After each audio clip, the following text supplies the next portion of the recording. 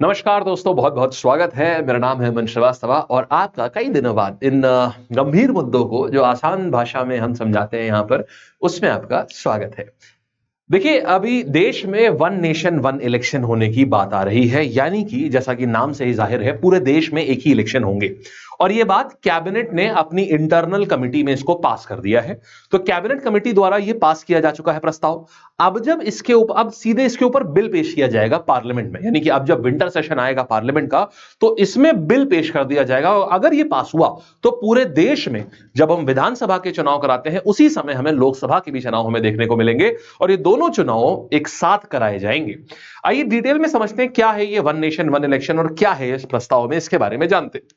तो यहां देख रहे हैं, मोदी सरकार का कहना है कि 2029 तक पूरे देश में लोकसभा और विधानसभा के चुनाव साथ में कराए जाएं, यानी वन नेशन वन इलेक्शन के तर्ज पर इलेक्शन कराने शुरू कर दिए जाएं सन 2029 तक की। यानी अगले इलेक्शन, अभी आपने देखा 2024 में इलेक्शन हुए थे, इसके बाद जो अगले इलेक्शन होंगे यानी लोकसभा इलेक्शन जो होंगे, उसी के साथ साथ विधानसभा यानी राज्यों में जो इलेक्शन कराए जाते हैं वो भी साथ ही हों। और आसान भाषा में बता दें तो एमपी और एमएलए दोनों के इलेक्शन साथ में कराए जाएं, अलग अलग ना कराए जाएं। प्रश्न ये उठता है आखिर ऐसा क्यों हो। देखिएगा, वन नेशन वन इलेक्शन आखिर क्या ही आपको बता दिया कि पूरे देश में जो राज्य के इलेक्शंस होते हैं, जिससे जिससे एमएलए चुने जाते हैं, मेंबर ऑफ लेजिस्लेटिव असेंबली, जिनको हम विधानसभा के भी इलेक्शन कहते हैं, और एमपी के इलेक्शन माने मेंबर ऑफ पार्लियामेंट, जिसमें कि आपके लोकसभा और राज्यसभा के मेंबर्स चुने जाते हैं, दोनों ही साथ में हो। तो ये दोनों सीधे साथ में कराई जाए, ऐसा प्रस्ताव है। इसी प्रस्ताव को वन नेशन वन इलेक्शन कहते हैं।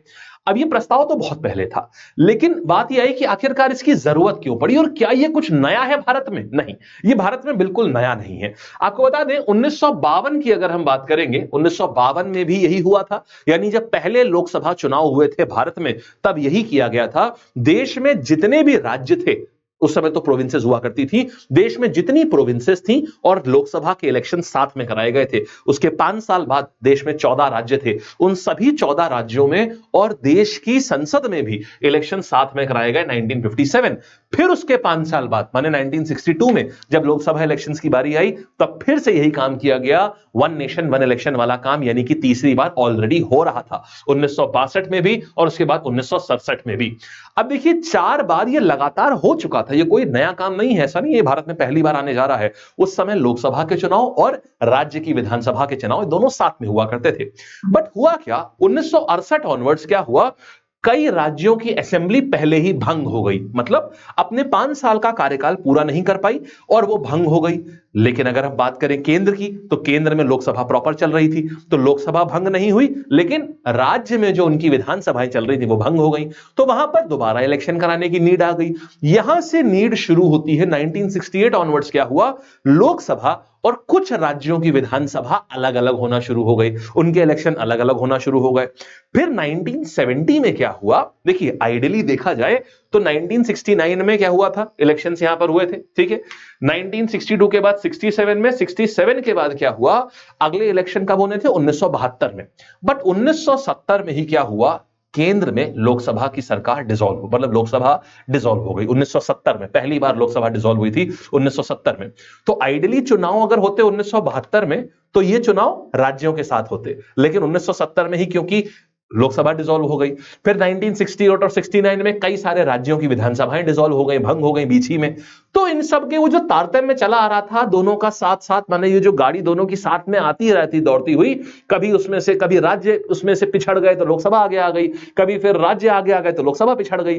क्योंकि असमय काल, मतलब अनिश्चित काल, यानी कि हम कहें कि जो प्रिडिक्ट नहीं किया जा सकता था, उस समय पर लोकसभा और विधानसभा भंग हो गई।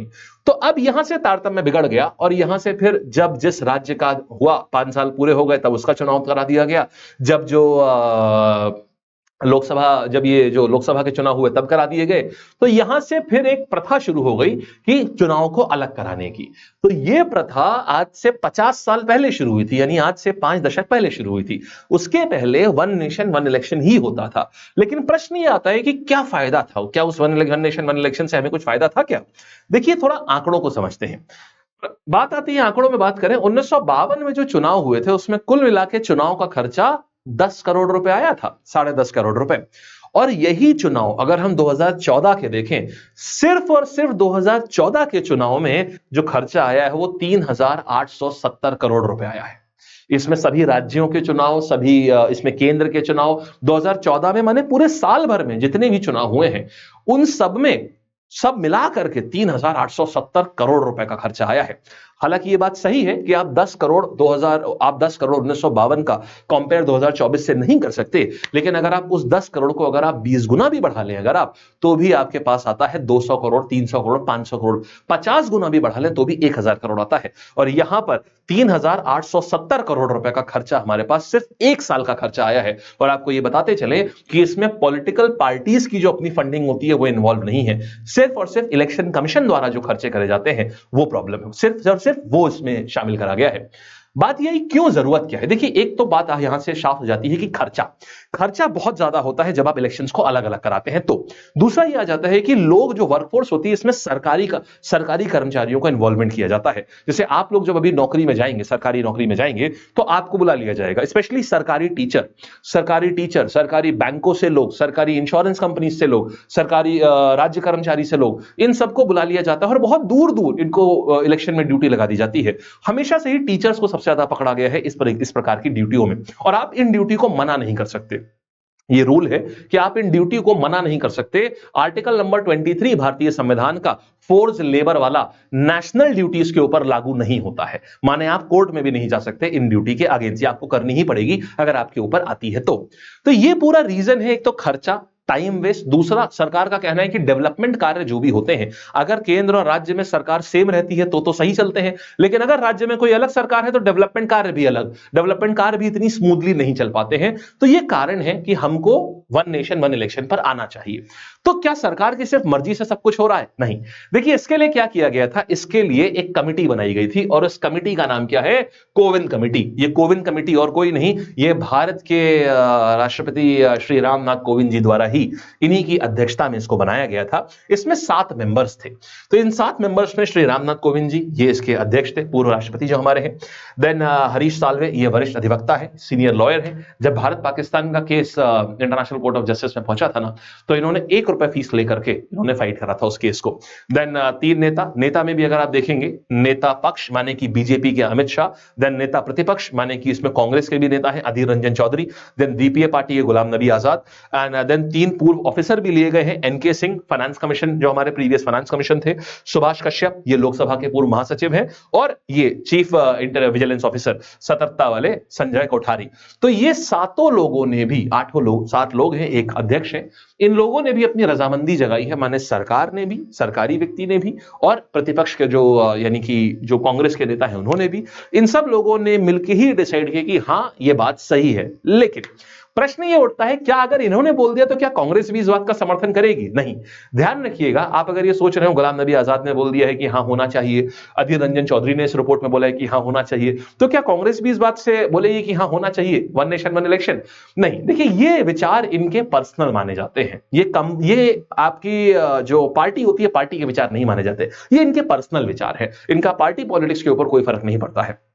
तो ये है पूरी कहानी। अच्छा, क्या सिर्फ भारत में होता है? नहीं, ये दक्षिण अफ्रीका में होता है, स्वीडन में होता है, जर्मनी में, जापान में होता है, इंडोनेशिया में होता है। ये सारे नेशंस हैं, 7 ऑलरेडी नेशंस हैं जहां पर ये चीज होती है, और भारत में भी कोई नई चीज नहीं है, ये भारत में भी पहले होती थी। इनके 5 सुझाव हैं कि सभी राज्य विधानसभा, देखिए जो अभी जैसे जहां पर खत्म होने वाला है, फॉर एग्जाम्पल उत्तर प्रदेश, 2027 में उत्तर प्रदेश में इलेक्शंस ड्यू हैं, ठीक। अब 2027 में अगर इलेक्शंस ड्यू हैं, तो इनका कहना यह है कि आप जितनी भी, कहीं कहीं 2025 में इलेक्शन ड्यू होंगे, कहीं कहीं 2026 में इलेक्शन ड्यू होंगे, किसी राज्य में, आप सारे राज्यों की जो विधानसभा है आप उनको एक्सटेंड कर दीजिए 2029 तक की। शायद किसी को 2 साल एक्स्ट्रा मिलेगा, 3 साल एक्स्ट्रा मिलेगा, किसी को शायद 4 साल एक्स्ट्रा मिले, तो आप उसको एक्सटेंड कर दीजिए, पूरा 2029 तक आप एक्सटेंड कर दीजिए। और 2029 में लोकसभा के साथ ही उसके भी चुनाव कराए जाएं। पूरे देश में 2 चरणों में चुनाव कराए जाएं। पहला चरण हो जिसमें कि लोकसभा और विधानसभा का एक साथ चुनाव करा लिया जाए, और उसके ठीक कुछ समय बाद माने 30 दिन बाद आप जो लोकल बॉडीज होती है म्युनिसिपैलिटी और पंचायत का, वो भी पूरे देश में एक साथ चुनाव करा लिया जाए, जिससे कि बार बार इलेक्शंस के ऊपर ये जो भयंकर खर्चा होता है इसको कम किया जा सके। ये है पूरे इनके सारी जितनी भी चीज बोली है, 100 दिनों के भीतर बोला गया है, 100 दिनों के भीतर लोकल बॉडीज का भी इलेक्शन यहां पर करा लिया जाए। तो ये है total one nation one election. आपका क्या सुझाव है इसमें, आपकी क्या राय है, जरूर बताइएगा कि आपको क्या लगता है होना चाहिए या नहीं होना चाहिए। ठीक है, चलिए धन्यवाद, ऑल द बेस्ट, मस्त रहिए।